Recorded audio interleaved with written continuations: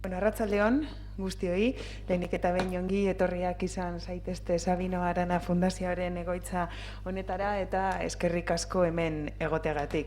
Eta nola ez, gaurko egun honetan esker berezia, Luis, eskerrik asko, Amaia, eskerrik asko, gaur hemen gurekin izateagatik. Hoy nos reúne aquí, en la sede de la Fundación Sabino Arana, esta conferencia a la que hemos titulado 30 años del fallido golpe de Estado de Chávez, Venezuela en la encrucijada. Para ello contamos con la presencia del jesuita vasco-venezolano Luis Ugalde, activista social, referente moral y político en Venezuela, donde reside desde hace 65 años. Recientemente, además, ha sido galardonado con uno de los premios Sabino Arana 2021. Aita Ugalde, Venezuelako erregimenak egindako bidegabekeriak salatzeko altxatu diren ahotsetariko bat dugu. Hitzaldian, Venezuelako oraintzuko historia jorratuko du, 1982ko otsailaren 4an, Hugo Chávezek buru izan zuen estatu kolpearen saiakeratik hasita gaur egunera arte. No os voy a adelantar más detalles de lo que va a ser la jornada de hoy, porque también contamos aquí con la presencia de Amaia Fano. Amaia, periodista vasco-venezolana, con una dilatada trayectoria profesional en los medios de comunicación de Euskadi, principalmente en prensa escrita y en radio, quien es también actualmente la vicedecana del Colegio Vasco de Periodistas. Pero antes de darle la palabra a Amaia, sí quiero indicaros que en las sillas tenéis unas tarjetas para que una vez que el padre Luis finalice con su intervención podáis hacer las preguntas que consideréis. Alguien en la sala os recogerá las tarjetas para hacer las preguntas. Y también indicaros que tendremos en la primera parte de la jornada tendremos la exposición tanto de Amaia como del padre Luis, y luego tendremos una media horita para poder pues abrir este turno de preguntas, y prevemos que podamos finalizar sobre las 8:30 de la tarde. Besterik gabe, orduan berriro ere eskerrik asko guztioi, eskerrik asko Luis eta Amaia, zeurea da hitza. Eskerrik asko. Arratsaldeon, Mireia Andrea, Aita Ugalde, lagunak denak, ongi etorri eta mila esker etortzeagatik. Bienvenidas, bienvenidos. Hace 30 años yo vivía en Venezuela. Cursaba el último año de carrera y trabajaba como periodista en el diario El Globo, ya desaparecido, como desafortunadamente han ido desapareciendo muchos medios de comunicación privados en aquel país, algunos ahogados por la precaria situación económica y otros sencillamente silenciados y clausurados por acción directa de la censura, que aún hoy se ejerce de manera implacable contra todo aquel que desafíe el discurso oficialista y pretende ejercer la libertad de expresión. Tengo muchos compañeros y compañeras, amigos y colegas de entonces, venezolanos, de aquellos años, que han sufrido la amenaza, la persecución, la cárcel y el exilio por atreverse a contar y denunciar lo que sucede en su país, procurando ser fieles a la verdad. De aquellos años conservo con especial cariño una fotografía en la que recibía yo el título de licenciada en Comunicación Social de manos del padre Ugalde, a quien tengo hoy el inmerecido privilegio de preceder en la palabra y el inmenso orgullo de presentar. Una foto idéntica a la que descansa en el álbum de recuerdos de decenas de miles de profesionales que, como yo, se formaron en la Universidad Católica Andrés Bello. Durante los 5 mandatos en los que Luis Ugalde fue rector de esta institución académica entre 1990 y 2010, años en los que la UCAP sentó las bases de un crecimiento exponencial, no solamente en número de alumnos, de sedes o de infraestructuras, sino también en calidad docente y en proyección, convirtiéndose en probablemente la universidad privada de referencia a nivel nacional y en una institución académica de las más prestigiosas de América Latina. Una universidad que no vivía entonces, ni vive ahora, ni ha vivido nunca de espaldas a la sociedad, y que especialmente en las últimas décadas de gran conflictividad política y social ha desarrollado una firme vocación de servicio público y de contribución al trabajo comunitario, consciente de lo absurdo que resulta el empeño de formar profesionales exitosos para sociedades desmanteladas y atomizadas. Quienes pasamos por las aulas de la UCAP incluso los que eligieron disciplinas profesionales más bien de la rama científica, como la ingeniería, recibimos allí una educación humanista, no orientada exclusivamente a la transmisión del conocimiento, la búsqueda de la excelencia o del éxito individual, sino una educación integral en valores de solidaridad y de justicia social, apuntalada siempre por el espíritu crítico, la perseverancia y la voluntad constructiva, cualidades que han sido el santo y seña de los jesuitas vascos que, como el padre Ugalde, el padre Aguirre, de origen azpeitiarra, mi padrino de promoción, mi muy querido padrino de promoción, o el recientemente fallecido padre Rey, sabio e íntegro profesor de Filosofía y Ética de la Comunicación bilbaíno y Athletic-Sale de Pro, y tantos otros, hicieron de Venezuela su patria y su misión de por vida, con especial atención y dedicación a los problemas del país, el principal de ellos, la pobreza y la enorme desigualdad y discriminación social. Nuestros maestros jesuitas procuraron enseñarnos a ser buenos profesionales y mejores personas. No sé si en todos casos lo consiguieron, pero al menos lo intentaron.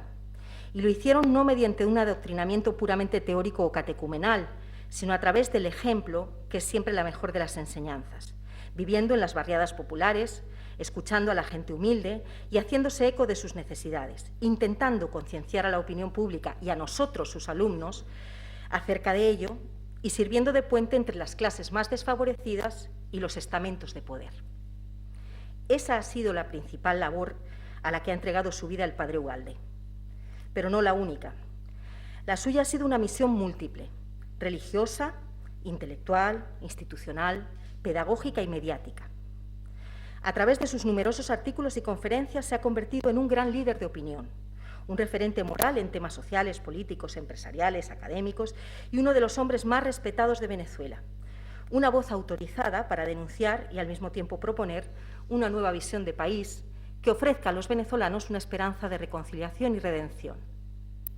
En esa línea, la conferencia de hoy, la suya, se titula Venezuela en la encrucijada y repasa los 30 años transcurridos desde que un tal teniente coronel Hugo Chávez Frías, entonces aún desconocido, decidiera cabalgar hasta el Palacio de Miraflores, el Palacio Presidencial, a lomos del hartazgo y el descontento popular tras una primera y fracasada intentona golpista el 4 de febrero de 1992. Para algunos, esa fecha marca el inicio de la tragedia, la materialización de una profecía autocumplida como la de la mujer del cuento de García Márquez, que un día amaneció con el pálpito de que algo muy grave iba a sucederle a su pueblo.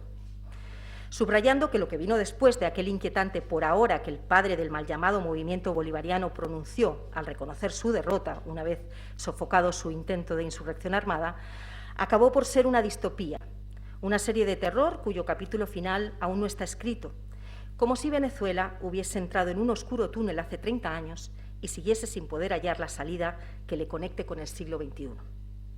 Otros, como Andrés Caldera Pietri, hijo del expresidente Rafael Caldera, opinan que el mito del 4 de febrero es la principal mentira que legitima una supuesta revolución que nunca fue tal y que habría quedado en el olvido si Hugo Chávez no hubiera logrado la victoria electoral el 6 de diciembre de 1998 bajo la promesa engañosa de refundar la República y regenerar sus instituciones. Sea como fuere, el drama estaba servido y quienes entonces se presentaron ante el pueblo venezolano como sus salvadores, prometiendo liberarlo de los políticos corruptos y de las garras del neoliberalismo feroz, acabaron actuando como sus peores verdugos, subvirtiendo el orden constitucional para perpetuarse en el poder y esgrimiendo un falso discurso igualitarista y populista, orientado a enconar aún más la lucha y el odio de clases al tiempo que suprimían las libertades democráticas y se enriquecían a manos llenas, dando origen a una nueva clase social emergente, la boliburguesía, de la que hemos oído mucho hablar, y asestándole el golpe de gracia definitivo a la maltrecha economía del país. Y de aquellos polvos estos lodos. Si el ascenso del chavismo, gracias al atractivo que su figura para algunos carismática concitaba en muchos sectores sociales, profesionales e intelectuales de izquierda, incluso empresariales que en un principio le apoyaron en las urnas, fue un error del que muchos se lamentan aún hoy, la pervivencia de su heredero, el madurismo, pésima copia del original, con un país arruinado, empobrecido y militarizado, en el que se practica la tortura y la violación sistemática de los derechos humanos, está siendo una larga condena muy difícil de sobrellevar para los venezolanos que aún resisten la tentación de emprender el camino del exilio, como han hecho ya 6 millones de compatriotas. Para todos ellos, para los que se fueron y para los que se quedaron, las reflexiones del padre Ugalde representan un faro en la oscuridad. Sus palabras sirven de inspiración, de bálsamo y de guía. Quizá porque su mensaje no es derrotista ni revanchista, sino auténticamente reparador, como están ustedes a punto de comprobar. Un discurso que apela al perdón, al diálogo y a la negociación como paso previo para la necesaria reconstrucción. Porque, como decía Julio Cortázar en Rayuela, nada está realmente perdido si se tiene por fin el valor de reconocer que todo está perdido ya y que hay que volver a empezar. Padre Ugalde, todo suyo.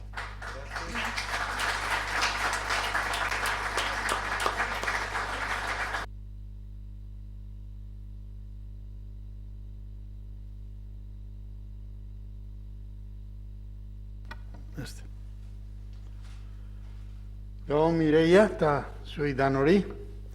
Buenas noches a todos. Quiero agradecer a la Fundación que nos da esta oportunidad a los venezolanos y a los amigos de Venezuela para compartir un rato de reflexión, de conversación esta noche. Muy agradecido por esta oportunidad de encontrarnos, que se agradece más cuando se vive fuera de la propia patria. Los temas son muchos, entonces no voy a poder tratar ninguno, redondearlo, pero sí voy a apuntar unos cuantos para que después en el diálogo el que quiera pues pueda profundizar. Y de más está decir que nadie tiene ninguna obligación de estar de acuerdo conmigo. Eso sobra decirlo, pero es muy importante que realmente sea un encuentro donde cada uno exprese lo que siente, y si está en desacuerdo, pues diga, pues no estoy en desacuerdo, y mi enfoque es este o el otro. Es un tema muy complicado y yo creo que tenemos que hacer el esfuerzo por entender. No puede ser una diatriba contra Chávez, un mitin, sino a ver si entre todos logramos un poco de luz e incrementar la esperanza en un país que realmente, como dije el otro día, está verdaderamente crucificado. Algunas pinceladas.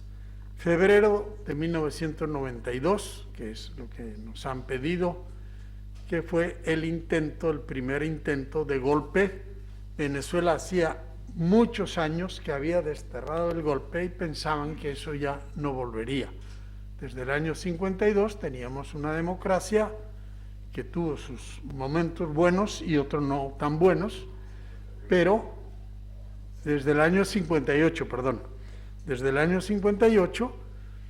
teníamos esa democracia que en toda la historia de Venezuela, desde 1810, no habíamos logrado que un gobierno democráticamente elegido terminara su periodo y entregara el poder a otro gobierno democráticamente elegido. De manera que fue una verdadera hazaña ese momento. Pero después se fue desgastando y los últimos, si ponemos del 58 al 98, los últimos 10 años, un poco más, son realmente de un descontento creciente y con razones, y una incapacidad del poder político, del establishment político, para responder y recrear algunas respuestas tanto políticas como económicas. Entonces, primer punto, febrero de 1992, yo comparto lo que mencionó de Andrés Caldera, no fue ninguna hazaña de Chávez, ni ninguna hazaña militar. Chávez se entregó, quizá una acción positiva, se entregó sin disparar un tiro y dijo, por ahora hemos fracasado. Porque hubo tomas en varias ciudades. En Maracaibo tomaron la gobernación, pero en Caracas no se puede decir que combatió ni tomó parte de la presidencia, no. Quizá esté bien decirlo o no, el héroe más notable fue el presidente de la República, Carlos Andrés Pérez, que dio la cara y enfrentó, pero realmente el 4 de febrero del 92 hubiera pasado, bueno, pues un episodio que no tuvo más trascendencia, pero Chávez, que resultó ser un comunicador fuera de serie, pidió salir en televisión. Y hubo una discusión entre los generales, todavía discuten ahora, que no se le debía haber dejado, pero el hecho es que él pidió: si ustedes me dejan a mí hablarle al país, yo pido a los otros militares que han tenido éxito que se rindan. Y por fin lograron que lo hiciera, y la palabra clave que quedó, que lo he mencionado: por ahora no hemos cumplido los objetivos. Por favor, ríndanse. Y ese por ahora ha pasado a la historia, porque implica no simplemente hemos fracasado, sino hemos fracasado, pero por ahora. Es decir, la intención permanece. Bueno, fueron a la cárcel los dirigentes, etcétera, y otra cosa que hoy se discute: ¿por qué a Chávez lo soltaron de la cárcel? Y a los demás. Muchos en ese momento decían: si lo mantienes en la cárcel lo van a convertir en un héroe, suéltenlo, porque ese no tiene mucha popularidad. Y efectivamente, cuando empezó, salió y le convencieron: bueno, si aspiras a la presidencia, entra por la vía electoral. Y bueno, las encuestas no le daban ni el 10% en ese momento. Pero quizá lo que hoy la oposición y los que entonces fueron protagonistas deberían leer con más claridad es el desastre que fue el gobierno vamos a restringirlo un poco, en el año anterior a la elección, al triunfo electoral de Chávez, que fue en diciembre del 98, ese año la oposición fue dando tumbos de este candidato al otro, fueron incapaces de transmitir una recuperación de la democracia, y Chávez ganó la elección. Todavía en agosto, la elección fue en diciembre, en agosto todavía en las encuestas no tenía la mayoría, pero en diciembre ganó, y ganó legítimamente, con un consejo electoral que no dominaba él, etc.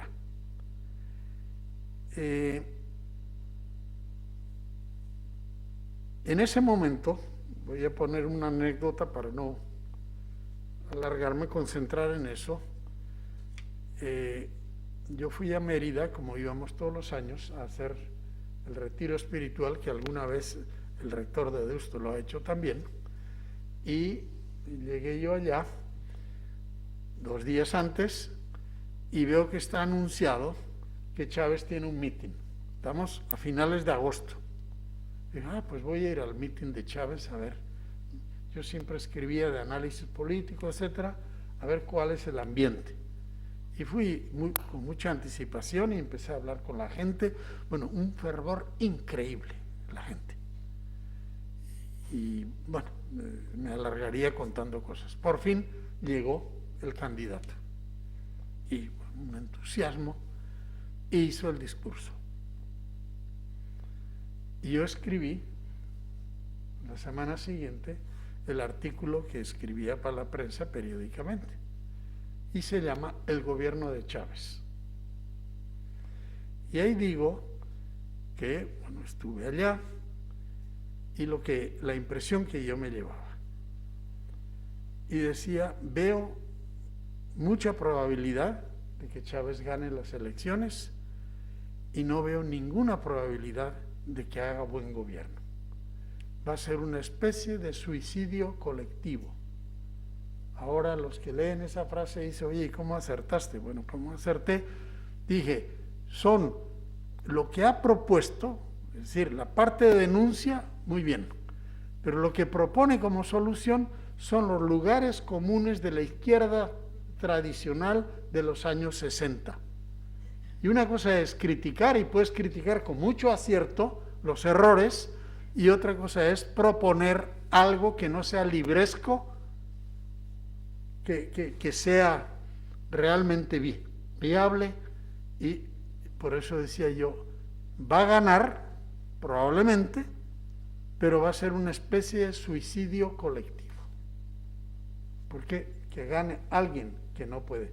Y después hago la crítica a los otros partidos, no es que diga, si ganan los otros va a ser una maravilla. Dejo eso colgando, porque una cosa es ganar, sobre todo en un país donde hay un profundo malestar, y llevábamos desde el año 78, la inversión bajaba, la pública y la privada, el poder adquisitivo salarial estaba bajando, y no había ninguna fórmula, ninguna corrección. Entonces era lógico que, digamos, un opositor radical pues consiguiera un apoyo mayoritario. Entonces la oposición realmente estuvo mal, no supo responder. Y uno llega a la conclusión, entonces, y ahora, que los gobiernos, aunque reconozcan los males que tienen, o sea, en Versalles el antiguo régimen sabía lo mal que estaba el país, pero son incapaces de responder. Y eso le pasó a la democracia venezolana. Sabían lo mal que estaba el país, las cifras eran evidentes, el malestar de la gente también, había habido señales muy elocuentes. En Venezuela la elección, iba mucha gente a votar, fue disminuyendo en las últimas elecciones de forma dramática. 2, el Caracazo, que fue el 89, pues fue una señal, se prendieron las luces rojas. Si usted no hace nada, aquí va a haber un desastre. Pero no hicieron nada. No porque no sabían, sino que el poder tiene, las condiciones están de tal manera hechas y los intereses creados que aunque reconozcas, eres incapaz de corregir. Y creo que en este momento le está pasando a la dictadura de Chávez, le está pasando eso. Bien, doy un salto. Como les he dicho, después, si alguien quiere, pues profundizamos. Miraflores, marzo de 1999. Gana en diciembre, asuma al comienzo del año 99, y fue la primera vez que yo me encontré personalmente con Chávez. ¿Por qué razón? Siendo yo rector de la universidad, propuse un estudio que estudiáramos las causas de la pobreza. Estamos en un país, por un lado, que se consideraba súper rico, y por otro lado, bueno, pues teníamos una pobreza, no como la actual, pero una pobreza grave. Y decíamos, bueno, hay que estudiar en qué consiste. No es simplemente un hecho económico, hay hechos culturales, hay hechos... Vamos a hacer un estudio integral. Y logramos efectivamente realizar el estudio. Por cierto, Miquel Viana estuvo también, fuimos como 4, el que ahora es general de los jesuitas también. Pedimos cita en Miraflores, que es el Palacio Presidencial, a Chávez, Peña, que alguno conocería, era el jefe de prensa, que a los meses pues salió disparado y murió en Miami. Bueno, y nos recibió Chávez en Miraflores. Y le llevamos el estudio. Nosotros yo nunca voté por Chávez y los otros tampoco. Pero dijimos, bueno, si hemos hecho un estudio y la intención es que se aplique, pues nos guste o no, vamos a entregar esto al presidente de la República y le explicamos. Él nos recibió, fue un encuentro, en ese momento era mucho más receptivo, la palabra socialismo no había aparecido nunca en su boca, y nos recibió de noche como le gustaba a él. Estuvimos horas, hizo preguntas pertinentes con un cuaderno, iba anotando, y bueno, hizo preguntas, observaciones, muy bien. Terminamos, que es lo que quiero contar, y ya de pie se me acerca y me dice, mire, yo no creo en los partidos políticos, ni siquiera en el mío. Era el PRB, bueno, ni siquiera en el mío. Yo creo en los militares, que es donde yo me formé. Y segundo, hay que inventar una nueva economía. Como diciendo, ustedes tienen buena intención, no lo dijo así, ustedes quieren superar la pobreza, pero hay que inventar una nueva economía. Yo dije, bueno, nos ponemos en Venezuela a inventar una nueva economía. Bueno, pues las dos cosas que dijo son las fundamentales. Yo creo en los militares, entonces termina en un régimen militar que aunque pierda la popularidad, pero se mantiene porque tengo la fuerza. Les guste o no, la fuerza es mía. Y eso es en definitiva un régimen militar. Tú no tienes arma y yo tengo arma. Vamos a discutir, pero si tu posición no me gusta, te sometes porque el arma es mía. Y dos, hay que inventar una nueva economía. Después volvemos con eso. Evidentemente, en un país rico, con abundancia de renta petrolera, pues tú puedes decir, oye, claro, hay que inventar una nueva economía porque no puede ser que eso sea para una minoría, una economía que dé para todo, etcétera, etcétera.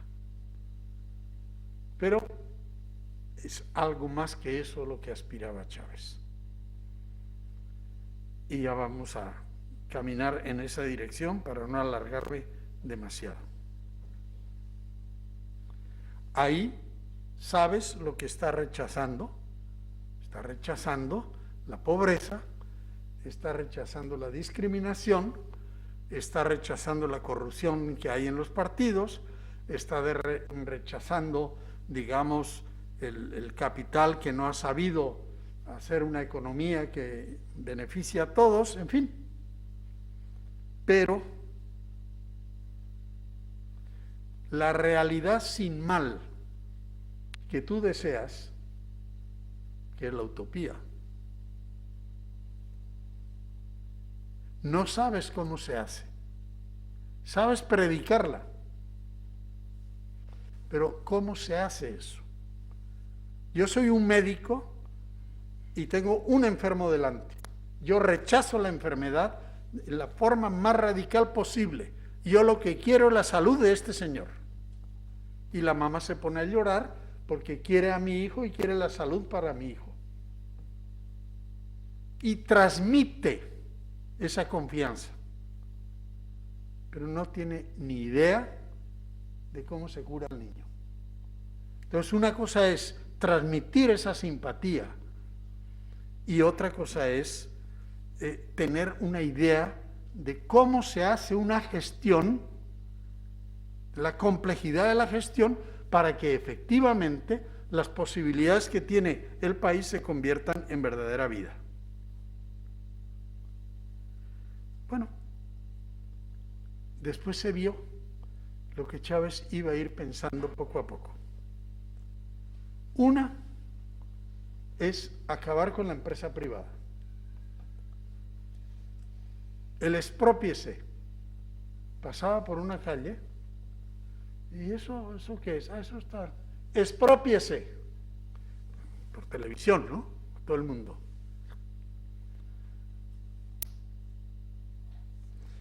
Y llegó a decir, ya siendo presidente, viendo un poco que, bueno, ¿qué significa? Dijo, la productividad es una mala palabra. Es una palabra neoliberal para explotar más a los trabajadores. La productividad. Y llegó a decir, la ganancia es un mal. Cuando digo vamos a hacer una nueva economía, es una economía sin ganancia. Es decir, peor que la cuadratura del círculo. Ningún ser humano, no en el capitalismo, ni siquiera en aquellos que salían de las cuevas a cazar jabalíes. Oye, yo salgo a cazar para obtener el premio. Yo me arriesgo, enfrento al animal, paso frío, porque al final tengo una retribución y si salimos dos y yo cazo dos y tú cazas uno, pues bueno, a mí me toca más de alguna manera. Esa es la base de la economía. Por supuesto, esa base hace que la economía, la dinámica económica, sea diferenciadora, no es igualadora. Nos guste o no, ese es otro problema. Pero si tú produces más que yo, en cualquier sociedad medianamente inteligente, tú percibes más que yo. Y el comunismo trató de que eso se pudiera cambiar.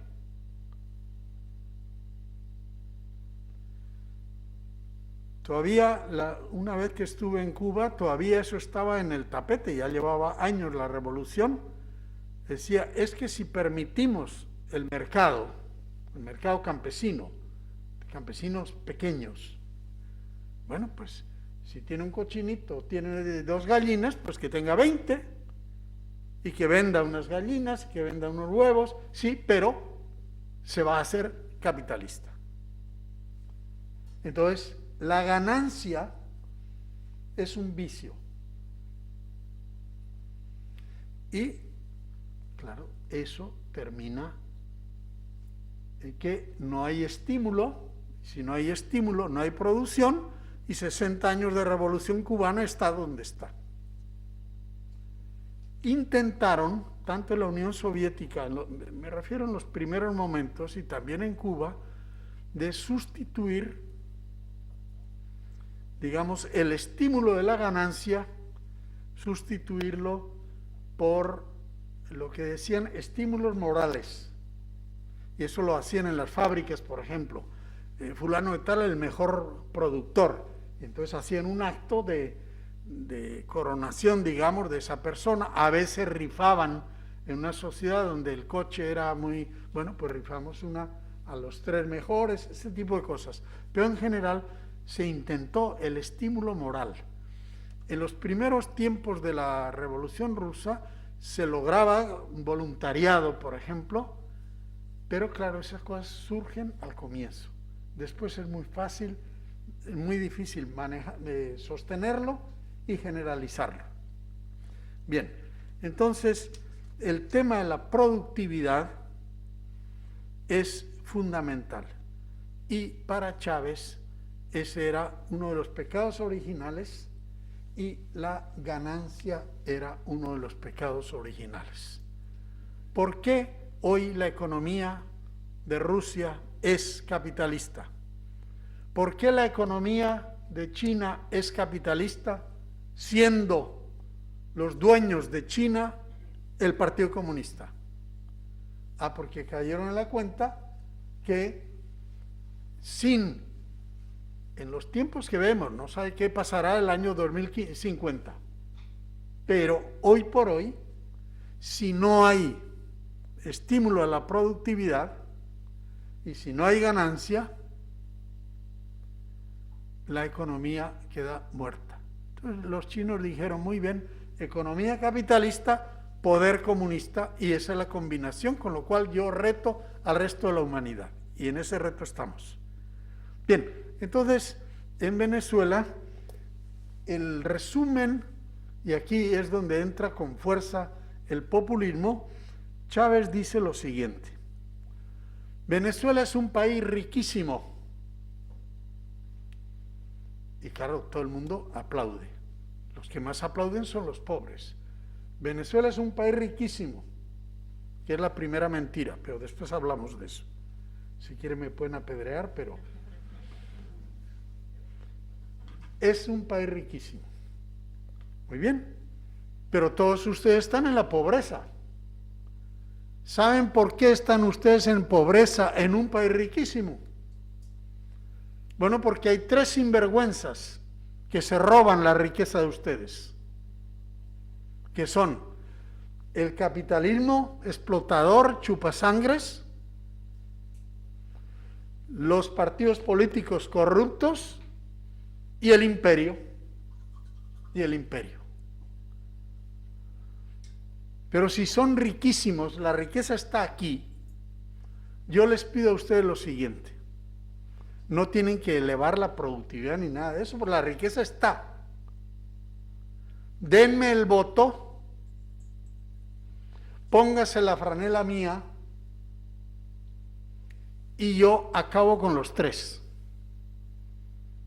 Con el capitalismo, con los partidos políticos corruptos y con el imperialismo. ¿Y ustedes qué hacen? ¿Me aplauden? Este señor por fin nos va a dar a nosotros la riqueza que es nuestra. Claro. Pero con tan buena suerte para Chávez, que el petróleo que estaba por debajo de $10 el barril, en pocos años subió a más de 100 por barril. Y Chávez tenía esa intuición muy clara de que mi llegada al gobierno, ustedes tienen que percibirlo, uno de nosotros está en el gobierno y nosotros estamos en el centro y la prioridad de él, en el corazón de él estamos nosotros. Y buen gobierno es el que reparte, sobre todo si el país es rico. La gestión, buen gobierno, gestionar significa repartir. Y yo lo voy a repartir. Denme ustedes el apoyo. Bueno, ¿qué hace la gente? Aplaude. Lanzó el año 2000, al año y pico, un programa que se llamó Bolívar 2000, que en realidad no era programa, sino era una cosa tan simple. Estaban los gobernadores, que algunos eran de él, pero la mayoría no eran, y agarró unos generales en cada región y les dio un saco de dinero, casi textualmente, un saco de dinero. Y tú reparte a las necesidades que veas. Hubo mucha corrupción, como es lógico, al no haber ningún control, tú reparte, y la gente decía, oye, este dice que nos quiere mucho, y la verdad es que nos quiere, porque está repartiendo. A mi modo de ver, la raíz fundamental, que es donde tiene que atacar Venezuela ayer y hoy mucho más, es justamente el concepto mismo de riqueza.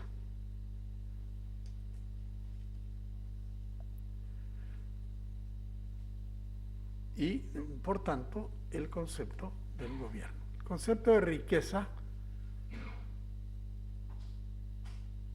ya Adam Smith, el año 1760 por ahí, o un poco antes, dijo, hay un libro que se llama La riqueza de las naciones.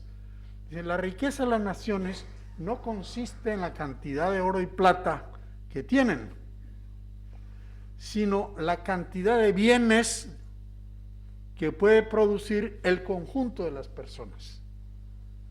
Entonces, la riqueza de Venezuela ayer y hoy no es la cantidad de petróleo que tiene, sino la cantidad de bienes y servicios de calidad que la suma de los venezolanos somos capaces de producir. Y bueno, y después, bueno, con lo que produces, a ver cómo lo administras de manera que llegue para todo el mundo.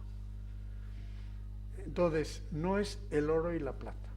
La idea de que Venezuela, usted preguntaba en la calle a cualquiera, independientemente de su pertenencia política, ¿Venezuela es rica o pobre? Riquísima, la más rica de América Latina. Mentira, potencialmente riquísima.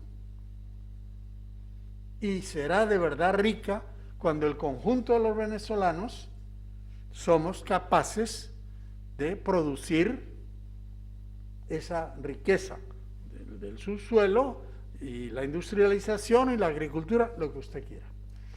Entonces, digamos, este es un punto que es importante, muy importante, con ese gobierno y con el que venga. Dejo también eso colgando y voy a otro punto. Alguno conocería al general Müller Rojas, que fue gobernador de Amazonas, y después, bueno, fue en el gobierno de Chávez. Y por ahí el 2004, Müller Rojas dijo, era un militar inteligente, yo lo conocía de antes, y dijo, con esta constitución que tenemos, no es posible hacer ninguna revolución. O sea, el 2004, pues realmente se veía que después del primer fervor, digamos, la corrupción avanzaba mucho y las raíces de la pobreza no se estaban, digamos, debilitando. Y en ese momento el régimen se convenció. La Constitución venezolana no tiene ni la palabra socialismo ni nada por el estilo, tiene fallos muy grandes, pero es una Constitución, en definitiva, es democrática, es plural, de pluralidad de partidos, etc. Entonces dijeron, mira, aquí hay que hacer una nueva Constitución tomando el modelo de la cubana, donde haya un partido que domina, una presidencia que se pueda perpetuar elección tras elección, estaba prohibida la reelección, quitemos todas esas cosas, partido único y control total, y eso de la separación de poderes, eso son cosas del capitalismo. Tú necesitas para hacer la revolución el control total de todos los poderes, el poder ejecutivo, el judicial, etcétera, etcétera. Y por supuesto el poder militar, sin eso no hay poder.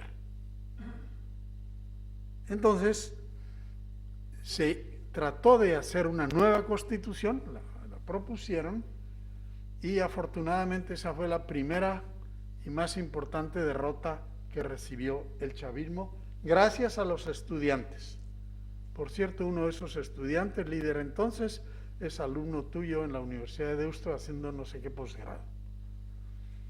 Bueno, entonces ellos se plantaron, la Iglesia también fue muy crítica con esa propuesta y Chávez, ustedes saben que hacía discursos de 6, 7 horas, a algunos les parecía hasta entretenido y bueno, para ver una vez, pero claro, día tras día tenías que ser muy fanático para... Pero entonces en ese discurso, uno de los discursos dijo, y al padre Ugalde le voy a dar 40 años de cárcel. Y era por la crítica a ese paso que era decisivo. Bueno, se murió y no me cumplió, pero bueno, eso fue lo que dijo. Y los estudiantes se plantaron. Y el día de la votación, que perdió el gobierno, a las 3 de la tarde, 4 de la tarde, ya los partidos tradicionales, los que había, dijeron, bueno, el gobierno volvió a ganar la elección. Y salió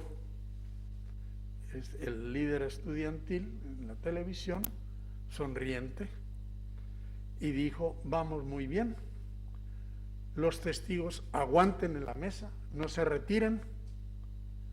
Y estaban en comunicación con el general Baduel, que ahora ha muerto en la cárcel, que era chavista y contribuyó mucho al regreso de Chávez, etcétera.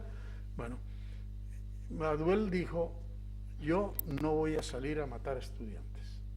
Si ellos ganan, usted, presidente, tiene que respetar. Y así fue. Ganaron y respetaron. Pero ese muchacho, la víspera, él tenía el papá en la cárcel no por razones políticas, sino por otro asunto, y me dijo: bueno, hoy he ido a visitar a mi papá, porque mañana, si nosotros ganamos, nosotros vamos a la calle. Y no sabemos si quedaremos vivos. Entonces fui a visitar a mi padre el sábado porque bueno, a lo mejor mañana ya no vivimos. Entonces se dio pues esa batalla, perdió el gobierno, Chávez salió en público furioso dando puñetazos en la pared, dijo que era, con perdón de la palabra, un triunfo de mierda, pero tuvo que reconocer, porque los militares no estaban dispuestos a dar ese paso. Pero lo que hizo entonces fue, bueno, muy bien, que se quede la Constitución, pero que no tenga ninguna vigencia de nada. O sea, hacemos leyes contrarias a la Constitución de acuerdo a las necesidades que tengamos. Y eso es lo que hizo.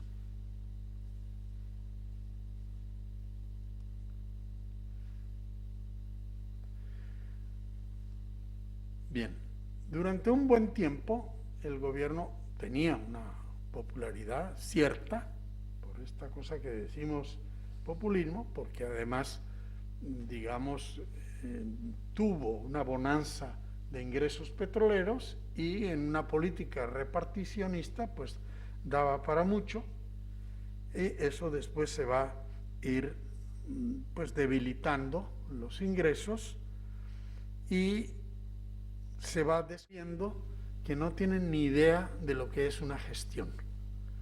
Chávez se sentía a gusto en la plaza pública, pero no en un consejo de ministros. Sentado a la mesa como un burócrata más, eso le aburría. Y cambiar una sociedad como la Venezuela o la de aquí, cualquiera, pues requiere mucho trabajo gris, no de relumbrón, de aplauso y de entusiasmo. Entonces, han demostrado muchísima incapacidad de gestión, una corrupción nunca antes conocida, porque la corrupción es directamente proporcional al ingreso fácil. En el primer gobierno de Carlos Andrés, ustedes se acordarán, los venezolanos, hacia la gran Venezuela era el lema, y aquello de que el venezolano iba a Miami, está barato, dame dos. Es decir, el bolívar era fuerte, teníamos bolívares, pues compro, en lugar de uno, compro dos. Está barato, dame dos. Y eso fue en el primer gobierno de Carlos Andrés. Y la corrupción se disparó, no me puedo detener, muchísimo. Pero claro, ahí se había producido un crecimiento del precio petrolero, evolucionó de 4 y pico a 12, 13, pero después con Chávez pasó de menos de 10 a más de 100. Entonces, a más ingreso fácil, pues más corrupción, y realmente hemos oído cifras que uno no puede creer, de cuentas que van apareciendo aquí y allá. Y al mismo tiempo, en eso el comunismo es maestro. Al comienzo tú tienes popularidad, por lo que ofreces. Sabes que la popularidad va a bajar. Entonces, prepárate para cuando no tengas popularidad. ¿Qué significa prepararse? Concentrar, eliminar la división de poderes. El poder ejecutivo es el que manda al judicial y al legislativo, etc. Control total de la Fuerza Armada. Sembrar el terror. Controlar los medios de comunicación social. Iba a decir que casi no queda uno. Ayer hicieron una barbaridad con el Nacional. Entonces, pero eso es una fórmula que está en Cuba y que en Venezuela les ha costado más cerrar el juego. Pero, claro, por ejemplo, las torturas a los militares, y le estoy hablando del general Rodríguez Torres, que fue ministro del Interior, que fue el que organizó los cuerpos de seguridad, la inteligencia, etcétera. Él me dijo a mí, yo no soy comunista, pero yo he estado me mandaron a Alemania, Chávez me mandó a Alemania, a Rusia para aprender y tal. Está pudriéndose en la cárcel. Y un día me dice, padre, usted no me responde las llamadas. Ya estaba en la oposición. Y le digo, mira, ni a ti te conviene que te vean hablando conmigo, ni a mí me conviene hablando contigo. Él es evangélico. Bueno, está en la cárcel, un maltrato increíble, y era de absoluta confianza. Pero con los militares han sido más duros que con los civiles, porque al militar sí se le tiene miedo. Entonces hay que meterles miedo a ellos. De manera que máxima persecución interna y el éxodo indetenible. ¿Cómo explicas tú? Antes le decíamos a Cuba, ¿cómo explicas tú que si esto es el paraíso, todo el mundo quiere huir del paraíso? Debía ser al revés. Bueno, ahora en Venezuela, ¿cómo explicas tú que 6 millones se van, más los que quieren irse? Tú llegas a una promoción en un bachillerato o en la misma universidad y más de la mitad quiere irse. Irán unos porque podrán ir, otros no, pero esa es la situación. Bien, voy a la última parte. Yo sé que ninguna de las cosas, pero tengo que terminar. ¿Qué hacer? Entonces tenemos un cuadro, más del 80% repudia al régimen actual y a Maduro. Eso lo sabe el régimen, lo sabe Maduro.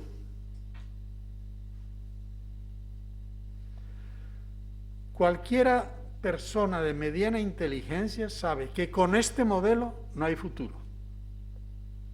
No hay militar, no hay general que diga, no, con esto dentro de 10 años estamos. Ustedes se metieron en esto para acabar con la pobreza, la han multiplicado, la pobreza de ingreso, que no es lo mismo la pobreza de equipamiento, o sea, tú puedes ser de clase media, profesor universitario, pero que en los ingresos actuales no llegas a $30 al mes, y entonces tienes pobreza de ingreso, aunque tengas en la casa pues una televisión, una nevera y unas cosas. He conocido personas que dicen, mira, personas eminentes, que han sido del Partido Comunista, y me dice, mira, yo he dedicado toda la vida a la universidad, mi mujer es directora de posgrados y no puedo comprar la medicina que me mandan. Y esto estoy tomando gracias a que un sobrino me lo está mandando de Estados Unidos y una sobrina me manda no sé qué otra cosa de Praga. Entonces, digamos, la ilusión primera que se explica cómo llega, nos hace que la población, una vez que viene la desilusión, dice, bueno, vamos a cambiar, pero no se puede cambiar. El poder electoral lo tiene el gobierno, el poder, etcétera, etcétera, etcétera. Naturalmente, en el tema económico, voy a poner dos ejemplos. Sidor es una siderúrgica grande, y Benalum en aluminio, etcétera, eran empresas enormes. Había tenido crisis Sidor, se había privatizado con unas empresas manejadas fundamentalmente por argentinos y habían elevado otra vez la producción, pero claro, el paraíso pasa por la eliminación de la empresa privada, porque son explotadores y chupasangres. Por tanto, exprópiese y estatícese la economía. Los trabajadores, muchos, aplauden, porque dicen, bueno, por fin la empresa va a ser nuestra, porque el Estado nos representa. Se aplaudió.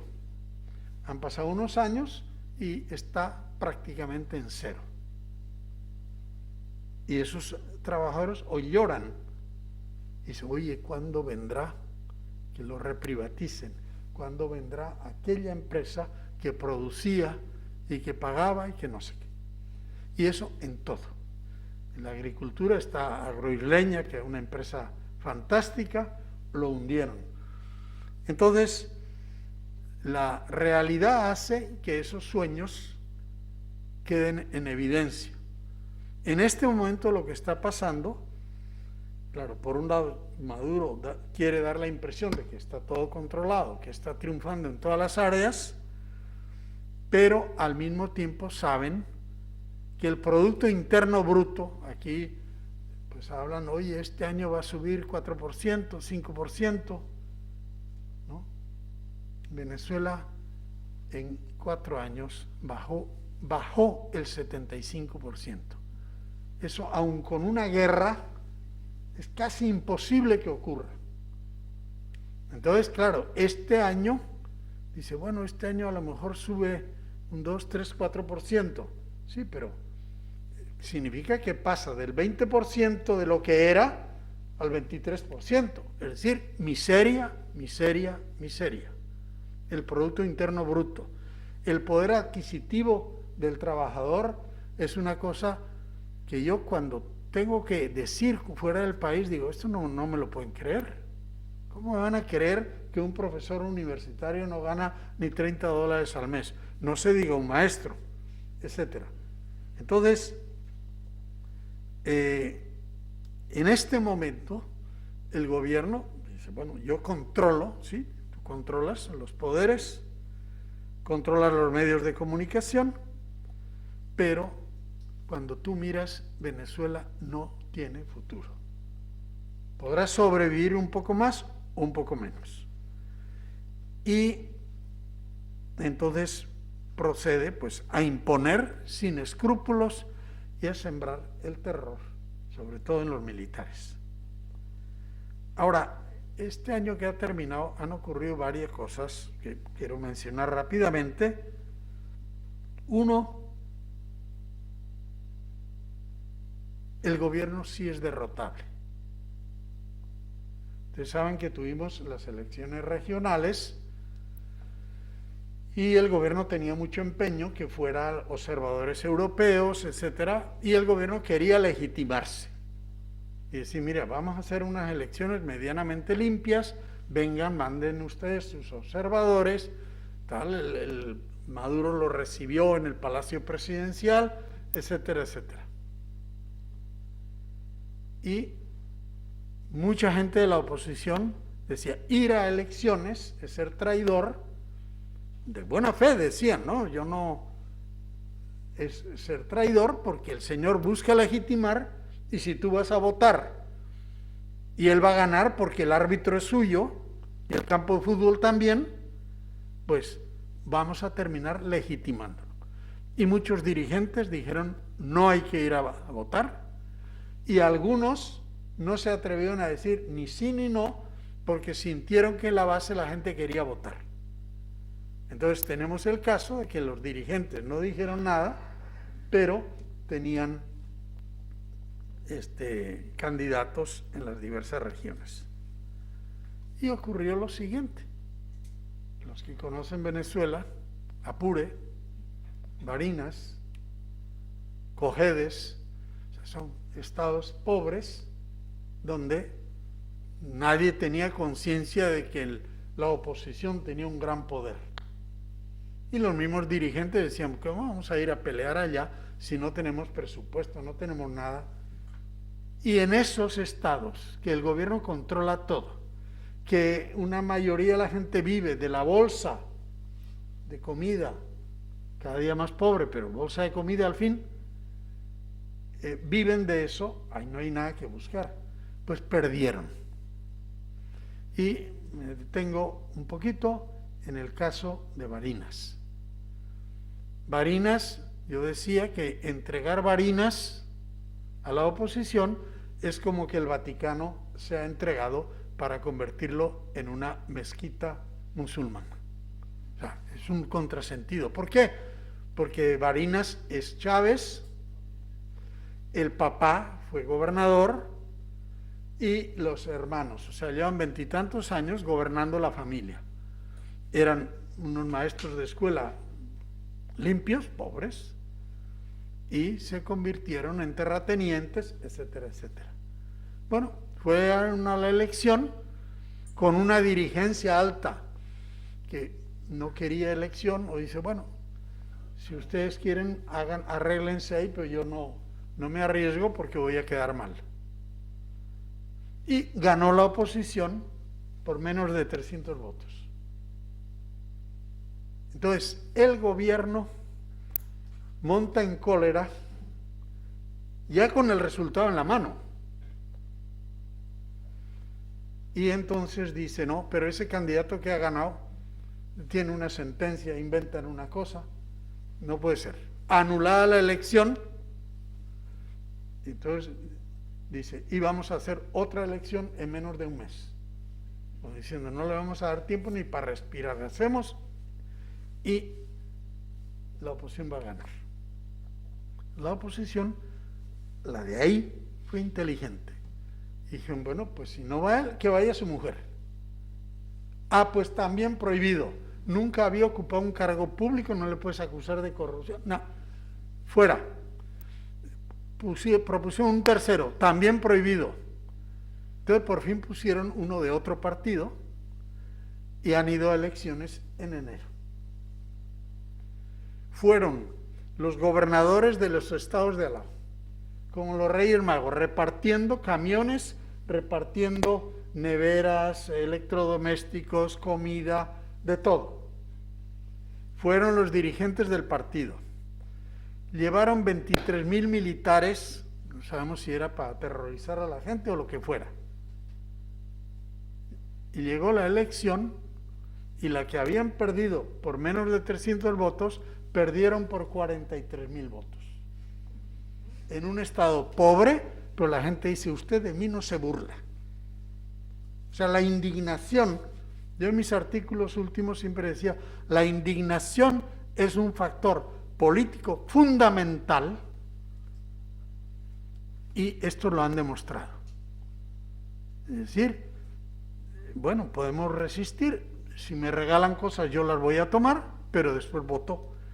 Y eso al gobierno le creó una inseguridad tremenda y una enorme división interna que no puedo detenerme ahora a explicar, pero entonces la elección, en lugar de legitimar, fuera y dentro, lo deslegitimó. Porque Maduro, que los había recibido a los observadores, el día de la elección, con lo de Barinas, etcétera, dijo que los observadores europeos eran unos espías y los echó del país. Entonces, claro, los trajiste para que te bendijeran. Y quedó eso como en evidencia. Y también la convicción de que si se hacen las cosas bien, y aquí va con la oposición, o sea, si tú de antemano dices no se le puede ganar, pues bueno, ya está. Cierra el negocio y dedícate a otra cosa. Pero estos demostraron, sin presupuesto, se puede ganar, pero hay que ir unidos en un, ¿cómo se llama?, en una propuesta que sea de una unidad nacional trascendental, una unidad de salvación nacional, que no es mi partido, tu partido, sino unidos. Y eso lo hicieron muy bien en varios de los sitios donde se ganó, y sobre todo en Barinas, y sobre todo en la segunda vuelta. Claro, todo esto significó un golpe, por supuesto, para el gobierno, pero también para la dirigencia opositora. Porque dice, bueno, y tú no convocaste elecciones. Y tú eras de los que decían que si estuvieras en el país no irías a votar. Y tú eres el jefe mayor del partido. O sea, hay una increencia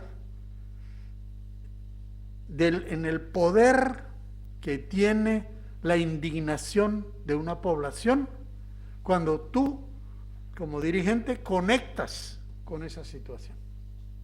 Y conectas significa que no vas a predicar allá, sino a escuchar, y que sientan que tú no vas para los votos de tu partidito, sino para servir a ese profundo malestar y reencauzar el país.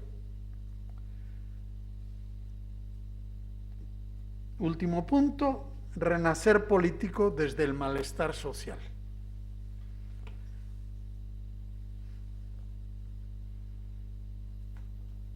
Hay que partir de la realidad que tenemos, promover la unión, pero la unión para salir. Es como si tenemos un enfermo que tiene un catarro, que le duele el dedo gordo del pie, etcétera, pero tiene un cáncer. Bueno, pues olvídate del dedo gordo del pie y del catarro, vamos al cáncer. Venezuela tiene un cáncer tremendo.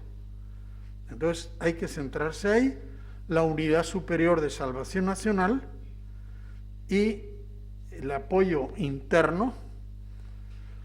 Y es imprescindible, dada la destrucción que hay en el país, es imprescindible para la reconstrucción nacional, apoyo internacional de las democracias, también de las multilaterales, es decir, no basta una ayudita. Venezuela necesita decenas de miles de millones de dólares sostenidos durante más de una década, para empezar. Habría posibilidades, pero en eso tiene que haber como mucha claridad, y la reconstrucción exige también la reconciliación. A algunos eso no les gusta, la reconciliación, porque, bueno, ¿cómo me voy a reconciliar yo con ese señor que es, bueno, ustedes ven el final de cada periodo y las transiciones, nunca se hacen transiciones sin diálogo con el que piensa distinto. Un falangista tuvo que entenderse con Santiago Carrillo comunista y viceversa, con cientos de miles de muertos de por medio. Por tanto, Santiago Carrillo es traidor de los comunistas y Suárez traidor de los falangistas. ¿Cómo va a hablar con un comunista si hicimos la guerra? Y Polonia no cambia sin Jaruzelski, y Chile no cambia sin Pinochet. Claro, tú dices, ¿yo con mi Pinochet? Bueno, para tú reconstruir el país, tienes que nadar en aguas dictatoriales y corruptas para llegar al otro lado, donde puedes reconstruir la vida social plural en libertad y reponer la Constitución. Entonces eso cuesta mentalmente.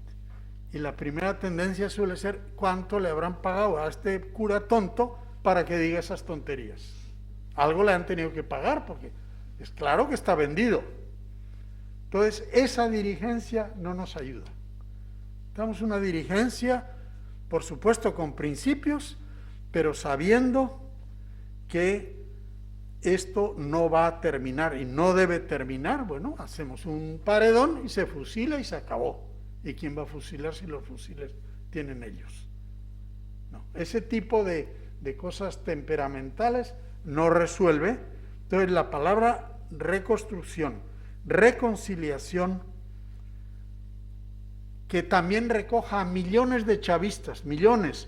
Yo llevo 34 años en un barrio muy pobre, donde la mayoría obviamente era chavista, y en este momento pues están desesperados, y tú ves este y este que no se hablaban, o sea, lo menos que quieren son nuevos enfrentamientos. Ahora los que estuvieron perseguidos ahora van a perseguir a los otros y seguimos así.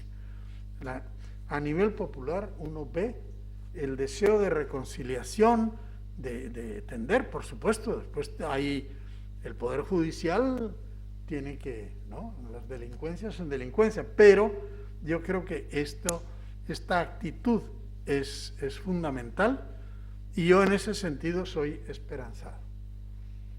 Por un lado, pues el gobierno tiende a decir que todo lo tienen controlado. El gobierno no tiene ni para pagar la nómina. En este momento, los que antes presumían o creían, oye, qué bueno, yo trabajo en el metro, trabajo en no sé qué, en el sector público, pues es un privilegio. No, ahora estoy condenado. ¿Quién tuviera un empresario privado? Entonces, eso no quiere decir que el neoliberalismo es la solución, no. Hace falta, el pájaro vuela con dos alas.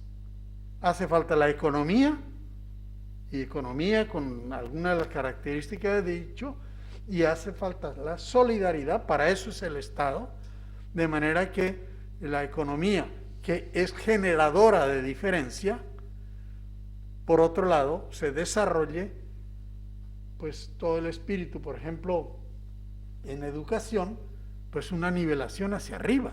Si tú al pobre le das una pobre educación, estás sembrando pobreza. Y eso lo están pagando en Chile. Después de años de bonanza, bueno, la población está desesperada porque así como en Venezuela se podía ir a la universidad aunque tus padres no tuvieran un centavo, en Chile no. Y si ibas, te quedabas endeudado para el resto de tu vida. Entonces, estaban gloriosos con lo bien que iba y les estalló la bomba en la mano. Pero por el otro lado pasa lo mismo. Ha ganado este que viene de la izquierda y dice, pero Venezuela no puede ser. Lo ha dicho expresamente, no puede ser porque ese es el camino al mal. Venezuela ha fracasado. Y acaba de decir Petro en Colombia. ¿Sí? Porque caen en la cuenta, si tú llegas al gobierno y vienes, bueno, aquí hay que estatizar, hay que hacer esto, al día siguiente no tienes inversiones y ese gobierno dura muy poco. Entonces, el simplismo de la izquierda no sirve para nada, pero el simplismo neoliberal tampoco. Hace falta una economía que realmente pueda actuar y al mismo tiempo hace falta en el tema de la salud, en el tema de la educación, en el tema de servicios públicos, que estamos muy, muy mal, incluso en servicio de agua y de luz se va. Bueno, hace falta el espíritu igualitario que surge del pacto social. El pacto social que hace la Constitución te lleva a decir nosotros los venezolanos. Entonces ese nosotros tiene que realmente alimentar los vasos comunicantes para que toda la población pueda participar de los bienes que genera y que al mismo tiempo la economía pues tenga una dinámica fundamental. Y bueno, termino ahí. Perdonen que yo me pasé unos cuantos minutos.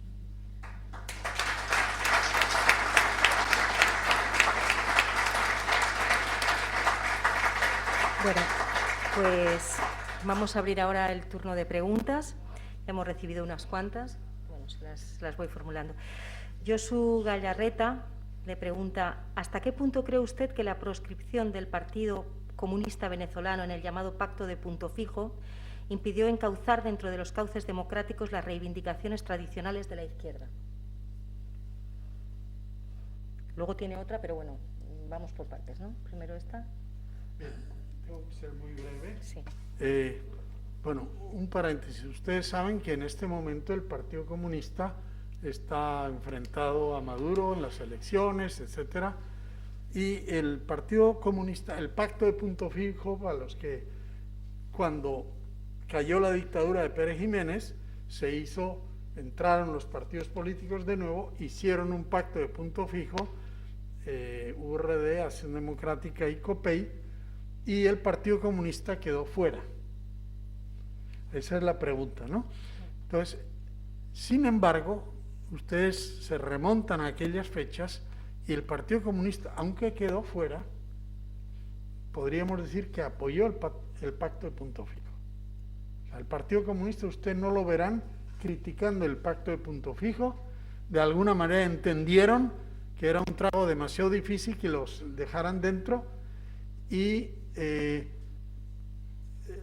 lo que pasa que la derivación del Partido Comunista, la forma que derivó, no fue tanto por resentimiento, digamos, o en protesta porque no lo admitieron en el pacto de punto fijo, que podía haber sido, porque el Partido Comunista fue muy activo en contra de la dictadura. ¿Y cómo es que yo estaba luchando ayer contra la dictadura y ahora ustedes tres me dejan fuera? Por ahí va la pregunta. El Partido Comunista eso en cierto modo entendió. El problema del Partido Comunista vino después. Usted lee a Pompeyo Márquez, usted lee a Antonio García Ponce, las críticas que han hecho, vino después. En Cuba llega Fidel, lo de Venezuela del 57-58, llega Fidel en enero del 59 y hace la revolución. Y eso encandila a la izquierda venezolana, encandila al Partido Comunista, no a los viejos, pero no pudieron contener. Y en Acción Democrática, que realmente era el Partido del Pueblo, toda la juventud se le va y surge el MIR. Entonces, el Partido Comunista y el MIR optan por la guerrilla, como Fidel. Fidel sí ha hecho una revolución, y aquí en Venezuela pues tenemos una evolución, no es una revolución, etcétera. Y van a la guerra, y el Partido Comunista, muy a su pesar, apoyó, y hoy día no hay comunista que no diga aquello fue un disparate. Es posible que alguno de ustedes haya leído el desembarco de Machurucuto, es decir, cuando Fidel Castro preparó a gente del MIR y en Barlovento desembarcaron, ahí es Marcano, ¿no? El que escribe. Bueno, a mí me impresiona mucho la claridad con que él, que era de los radicales, y dice, aquello fue un disparate nuestro. Hay una película que acaba de salir, Rómulo RR, que yo creo que es fácil que lo consigan y les recomiendo que lo vean. Rómulo resiste. Venía de el RR de la izquierda, Rómulo renuncia. Y ahora Rómulo resiste, la película que acaban de salir. Y ahí hay unos testimonios interesantísimos de del MIR que he dicho. Entonces fue más bien, digamos, el Partido Comunista quedó marcado por esa lucha, y naturalmente todos ellos, los más veteranos, pero Pompeyo Márquez, por ejemplo, que fue secretario del Partido Comunista en la época, y yo fui muy amigo de él hasta que murió y lo visitaba con mucha frecuencia.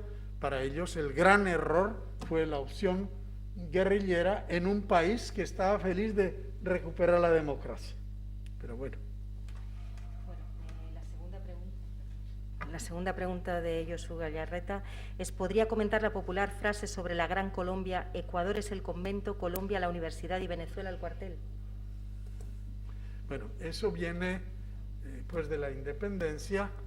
A los colombianos les gusta mucho eso porque a veces ellos se consideran las Atenas de América. Yo estudié 4 años en Bogotá y realmente yo creo que un estereotipo. Bogotá, Quito sí es como más conventual, lo tradicional, pero realmente Venezuela, yo creo que en la época de la democratización tuvo un acceso a la universidad, o sea, cientos y cientos de familias que por primera vez en su casa entraba un título universitario. Venezuela eso ayudó extraordinariamente y Colombia en muchos de esos aspectos terminó envidiando a Venezuela. De manera que Venezuela, un cuartel, eso era en la independencia, ¿no? Que en este momento es un cuartel, y voy a decir dos palabras, es una vergüenza el que los militares, están controlados, sí, pero que estén callados. La Constitución dice claramente lo que los militares tienen que hacer, y hoy día todo el mundo asocia la presencia militar con la corrupción minera, con la corrupción del narcotráfico, etcétera, etcétera.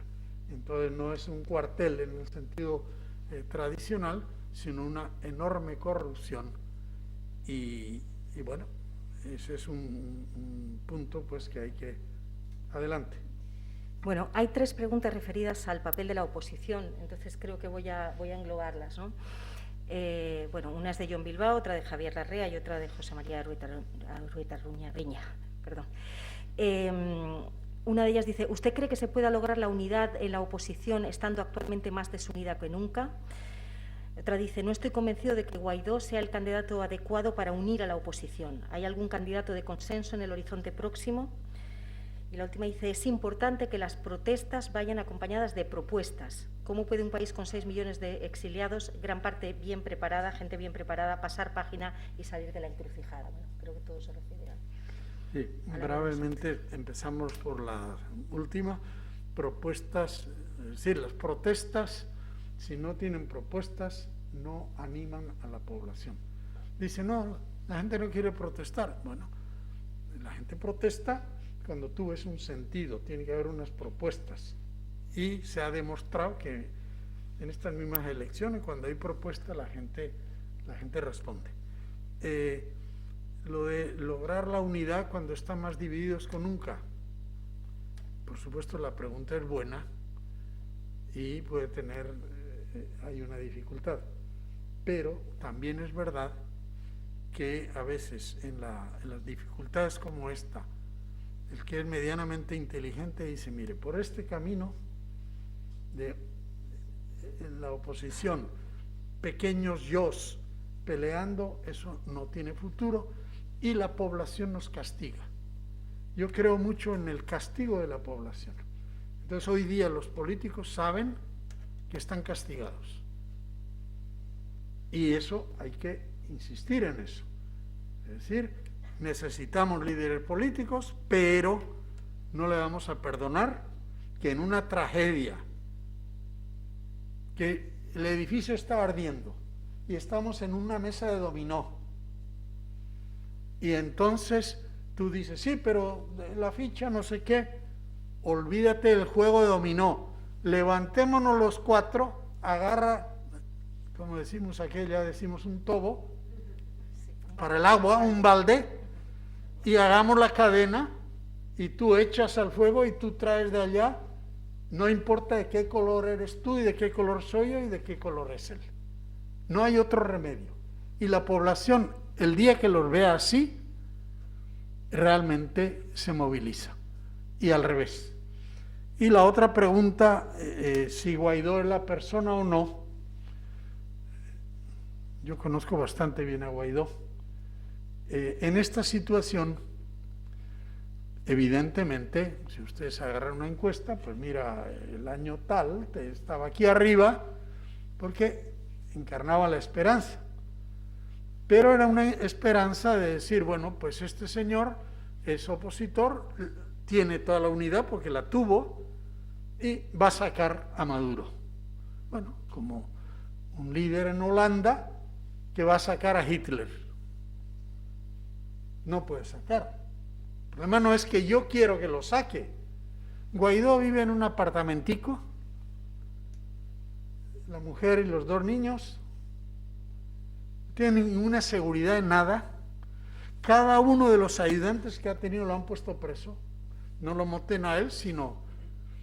Bueno, entonces, vendría otro que haría eso. Segundo, el tema internacional es clave. Y de fuera, bueno, primero, dentro, en las encuestas ninguno tiene más que Guaidó, tienen bastante menos de los posibles. Ahora, pudiera surgir una figura distinta, como sonó en algún momento, por ejemplo, Lorenzo Mendoza, pudiera surgir una figura así de consenso, que no salga de los partidos, eso no hay que excluirlo, pero, a ver, es más fácil desahogarse con Guaidó, que al final yo le puedo dar patadas y no pasa nada, y no le doy las patadas al gobierno, sino a él, porque al final es débil. Pero el día que me digan fulano de tal, entonces opinaré yo si ese fulano de tal es mejor o no. Y no es despreciable el reconocimiento externo, porque en este momento la fuerza interna que tenemos es muy débil, no acabamos de capitalizar ese profundo malestar y externamente, creo que con buen sentido, Estados Unidos y países europeos dicen, mira, Guaidó, no vamos a andar todos los días cambiando. Ahora, eso significa que Guaidó también tiene que aprender y tiene que discutir, y la manera de relacionarse y de hacer equipo, pues los hechos han demostrado que tienen que cambiar. Bueno, ahora que hablamos de lo externo, dice Joseba Iñaki Sobrino, en una intervención suya anterior, en esta misma sala le pregunté si era partidario de una intervención militar externa que derrocase el régimen. Sabiendo, le decía yo, que esa intervención solo podía venir de la mano de los Estados Unidos. Lo que no quiere adelantar lo que respondió entonces y le pregunta qué es lo que piensa ahora. Bueno, Estados Unidos ya dijo claro lo que uno pensaba, que es... Claro, el que está así dice, bueno, que venga a Estados Unidos y me resuelva. Otros dicen, que hable el Papa y me resuelva. Como si la palabra del Papa tumbara. Pero a mí un banquero me dijo en Miami, en Venezuela somos el 80% católicos, habla el Papa y al día siguiente cae el gobierno. ¿Pero dónde tienes tú la cabeza? ¿Dónde tienes la cabeza? Entonces, lo mismo pasa con la cosa militar, ¿no? Es claro que Estados Unidos tendría que ser muy estúpidos para intervenir militarmente en Venezuela directamente. Otra cosa distinta es que estén conversando con militares, supongo que están, y que haya diversas maneras, porque en el pasado también ha sido así y en otros países también.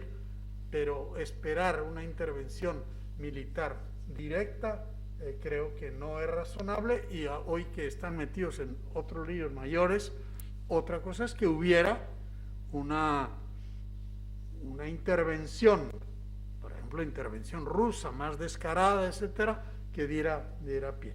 Pero yo creo que por ahí no es. El esfuerzo lo tenemos que hacer dentro, y ellos sí pueden hacer diversas formas de presión que tienen que ver con los militares de Venezuela, que son los que tienen que moverse, porque sin cambio de los militares no ocurre ni allá ni en ningún país un cambio político a fondo. ¿Qué opinión le merece el papel que desempeña el expresidente español Rodríguez Zapatero?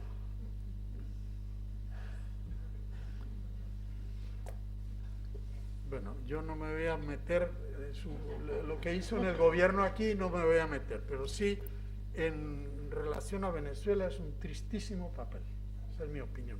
No triste, sino tristísimo papel. Tristísimo papel. Y hay acusaciones, yo no tengo pruebas, contra él y más contra el que fue embajador de él en Venezuela, Morodo. Hay acusaciones con cifras en la mano.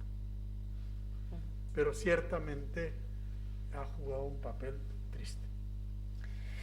Y la segunda pregunta dice, la gran burguesía fue connivente con Chávez, a mi parecer. ¿Dónde están actualmente?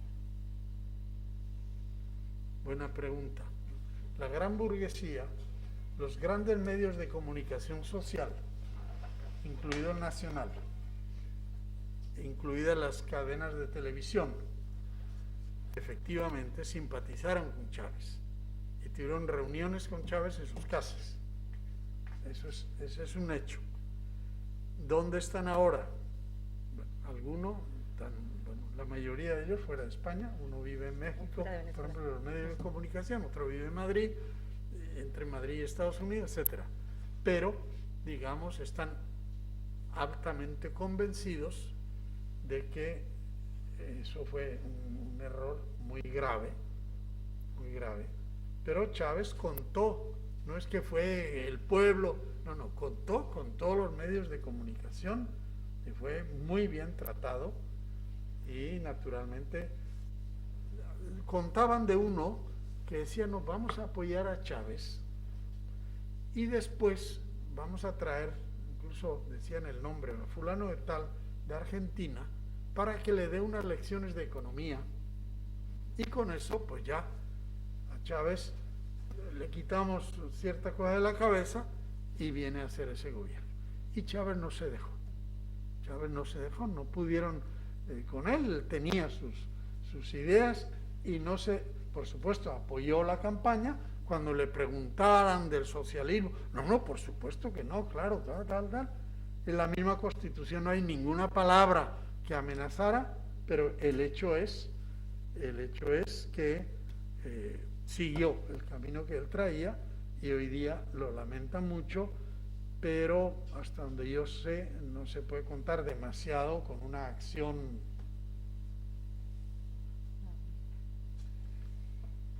Dice, Yorki Carpio pregunta, según la realidad del país, ¿el régimen será derrotado por la buena gestión y acción de la oposición o por la incapacidad del régimen, lo cual llevaría a una destrucción del chavismo por el mismo chavismo? Bueno, yo sí creo mucho por ahí, ¿no? Es decir, por ejemplo, las elecciones estas que han pasado, uno puede decir, bueno, la oposición no actuó bien, fue derrotada, es verdad, pero el chavismo fue derrotado. Y en el chavismo hay más división hoy que nunca antes. En Barinas la pelea terminó con el chavismo profundamente dividido, aunque tratan de disimular públicamente el militar, el jefe del partido en este momento, ¿cómo se llama? Diosdado Cabello. Y Maduro, las diferencias son realmente profundas. Y por otro lado, cada vez hay más consenso, incluso con los países que han sido relativamente cercanos al chavismo, hay consenso de que, mire, hay que restablecer la Constitución y hay que ir a unas elecciones limpias y cuanto antes. De manera que incluso España, que bueno, sabemos la ambigüedad que hay en el gobierno, sin embargo están convencidos y lo han dicho. Entonces, Venezuela se apoya en Rusia, en China, en Turquía, etcétera, pero yo creo que eso no tiene peso suficiente. Y por otro lado, no hemos mencionado la influencia de Cuba es funesta. O sea, Cuba tiene una experiencia y cuando tú lo ves en debilidad al gobierno, como aparece ahí, pues siempre hay gente que te dice, sí, pero mira, Cuba lleva 60 años y ahí está. Claro, pero hoy está Cuba mucho más pobre que hace 20 años. La están pasando malísimamente mal. Y no tiene futuro. O sea, si tú lo ves desde esta gente, yo creo, a mí algunos me dicen que no. Yo creo que en su tiempo fueron idealistas y querían pues una sociedad sin pobres, de toda esa cosa, ¿no? Entonces, oye, abre los ojos. Ese modelo, ni aquí, ni allá, ni en ninguna parte, da para...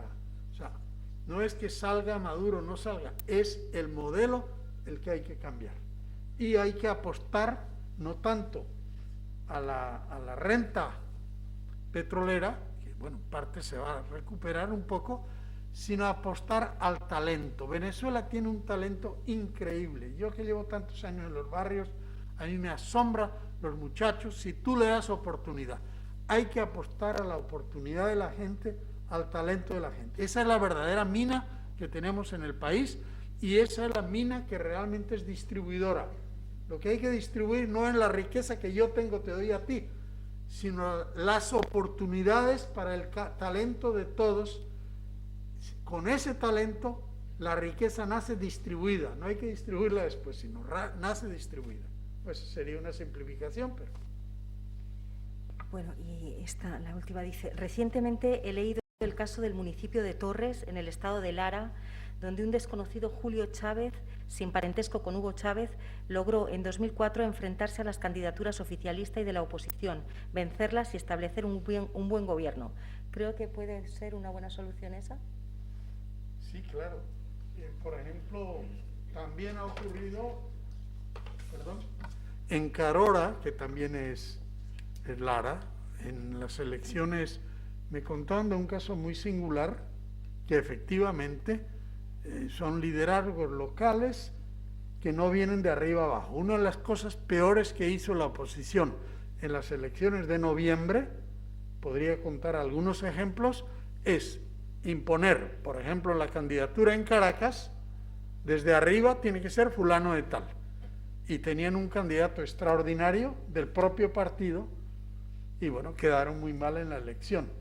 Entonces, esos son casos, o sea, hay que luchar para que los partidos den entrada a liderazgos nuevos, liderazgos frescos, que tienen apoyo en la población. Entonces, el renacer del partido tiene que venir también de ahí y no nos reunimos en Caracas y repartimos en el estado tal tú, en el estado cual el otro, y nos repartimos desde aquí. Ese tipo de cosas es lo que el mayor enemigo en este momento de la oposición. Y en cambio, si tú das entrada y no porque sean nuevos, pueden ser viejos, eso no importa, pero que realmente respondan a los problemas y no sean simplemente nombrados a dedo por el partido en una reunión de cúpulas. Bueno, yo tengo una pregunta. Usted ha hablado, bueno, básicamente lo que saco en claro de todo esto es lo que ha dicho unidad de salvación nacional, ¿no? Parece que eso es lo que urge y parece que el gravísimo problema que tenemos es que hay una oposición totalmente desunida. Mi pregunta es, yo creo que lo que está faltando aquí es una labor de mediación para la oposición. Es decir, ¿hay algún líder social, algún agente de la sociedad civil que esté haciendo ese trabajo de mediación, aunque sea silenciosamente, ustedes mismos, ¿no?, hablando con los distintos líderes de los distintos grupos de la oposición para tratar de que se pongan de acuerdo? Sí, hay varios.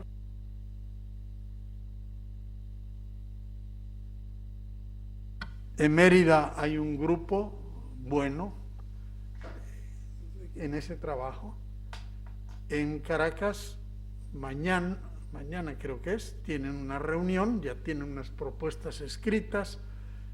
Hoy día también es difícil donde nos reunimos, donde hay espacio, se están reuniendo en la Universidad Católica, pero digamos son de tendencias muy diversas. Ese tipo de cosas están y todos ellos parten de la misma sensación que probablemente tenemos nosotros, de que esto no puede continuar así, que realmente hay que... Ahora, sobre el tema de la unidad, permítame terminar con esto. Hoy día se está recordando al pacto de Punto Fijo. Fue el pacto para que no vuelva la dictadura. Yo, Acción Democrática, no quiero a Copey, de la democracia cristiana. Yo, demócrata cristiano, digo que Acción Democrática son comunistas disfrazados de corderos. Jovito Villalba, bueno, y Acción Democrática, el trienio ADECO fue del 45 al 48, estuvo en el gobierno, lo tumbaron, y tanto COPEI como URD celebraron, porque hoy día reconoce Acción Democrática, quisieron copar todo, lo cual fue un error. Y los otros celebraron la caída. 48. El 56-57 estaba en Nueva York, estaba Jovito Villalba, el líder de URD, y Rómulo Betancourt, y después llegó Caldera. Y le propusieron una reunión entre Acción Democrática, entre Rómulo Betancourt y Jovito Villalba. Rómulo Betancourt dijo que sí. Un desayuno en el Waldorf Astoria. Y Jovito Villalba: yo no me reúno con ese, porque el año 52 dijo que yo era un cobarde. Yo no me reúno con ese. Igual que ahora. Y para Acción Democrática, los copellanos eran un partido curero, conservador, reaccionario, vendido al capital. Y para los copellanos, AD en aquel momento era considerado, pues bueno, esos son medio comunistas, un poco desteñidos, pero en el fondo comunistas. Bueno, esos tres, primero el tal desayuno se dio, aunque Jovito se resistía. Después vino Caldera y se reunieron. ¿Y por qué se reunieron? ¿Porque tenían simpatía? No, porque era indispensable la unión para derrotar a la dictadura que tienes encima. Si tú no le das la importancia y la gravedad que tiene la tarea que tienes delante, te enredas en diferencias. Es que el color de su corbata no me gusta. Estamos aquí jugándonos la vida y la muerte. Entonces yo creo que eso es importante, y en esa dirección va a ayudar también que los de fuera están muy, y lo dicen muy descaradamente, afortunadamente, bueno, pero ¿cómo podemos ayudar si ustedes no se entienden? Entonces hay una exigencia en la base, hay una exigencia fuera, y una exigencia en el sentido común de que realmente y por eso yo creo en la unidad. Y he visto casos por ejemplo, creamos una cosa que se llama Frente Amplio de Venezuela Libre. Digo creamos porque yo estuve desde la fundación y me tocó redactar porque habían hecho una cosa que dije, bueno, esto suena a partido político. Y ahí participan chavistas, algunos que han sido ministros, etcétera, pero que son oposición. Y claro, al comienzo ahí, bueno, después hay que ver cómo fluye el entendimiento de gente que ha sido distinta, de cómo cuando a un partido le meten un militante preso, como el otro, que viene del chavismo, pues es el primero que sale a defender. O sea, hay unas posibilidades muy grandes. Y en ese sentido, creo yo que Venezuela, por supuesto, no hay que dar la razón a los hechos, no a los deseos, pero en Venezuela, así como en España, 30, 40 años después de la guerra, estaban los odios y había, ¿no? Esta familia denunció a la mía, este es el culpable que me fusilaron a mi papá, etcétera, etcétera. En Venezuela es impresionante cómo el venezolano, que tiene también esas razones, pero que es capaz de trascender. No es simple deseo. En Colombia, con el M-19, cuando la guerrilla cesó, se pacificaron y les mataron centenares de los pacificados. Ahora, más recientemente, con la FARC, lo mismo. Centenares de pacificados que los matan. En Venezuela terminó la guerrilla y muchos de los que fueron guerrilleros fueron ministros. Con Carlos Andrés, fueron con Caldera. Y termino con una anécdota. Hubo un cumpleaños en el gobierno de Caldera, el ministro del Interior, que era profesor en la universidad, y me invitaron al cumpleaños. Y como ya el gobierno estaba caído, Pues dije, voy a ir porque no va a ir nadie. Y fui. Y me pusieron junto a Caldera así en la mesa. Y bueno, estuvimos conversando de todo, cosas antiguas, de la fundación del partido. Y de pronto me dice, mira, y ese para mí ha sido una revelación, me dice Caldera. ¿Ese quién? Asdrúbal Aguiar, le digo yo, que era de su partido. No, Teodoro.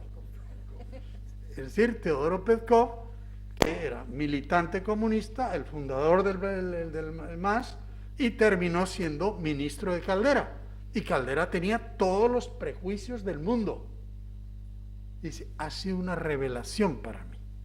Y Teodoro siempre hablaba bien de Caldera. O sea, eso es una cualidad que hay en Venezuela y que en este momento hay que sacarla. Y no estar atrincherado en los prejuicios que cada quien pueda tener con razón o sin ella. Amaya, padre, ¿podemos estimar tiempos? Ya es más difícil. Es más difícil los tiempos. Yo, cuando me preguntan, yo no puedo aceptar, a lo mejor no encontraremos salida hasta 2024, pero yo no puedo aceptar, yo no le puedo decir al venezolano, mire, este infierno que usted tiene, hágase la idea de 2 años más. O sea, yo en conciencia no puedo. Otra cosa es que, bueno, no lo logramos, bueno, pero yo necesito que Venezuela cambie, no el 2004, sino empiece a cambiar mucho antes. Ahora, si podemos, no podemos, ya veremos. Vista la hora, tenemos que ir acabando ya la jornada, son las 9 menos cuarto. Creo que podríamos continuar aquí muchísimo más rato escuchándole, haciendo muchísimas más preguntas, pero bueno, tenemos que dar por finalizada la jornada. Eskerrik asko Amaia Bihotzez, eskerrik asko Aita Ugalde, eta eskerrik asko guztioi hemen izateagatik, eta hurrengora arte.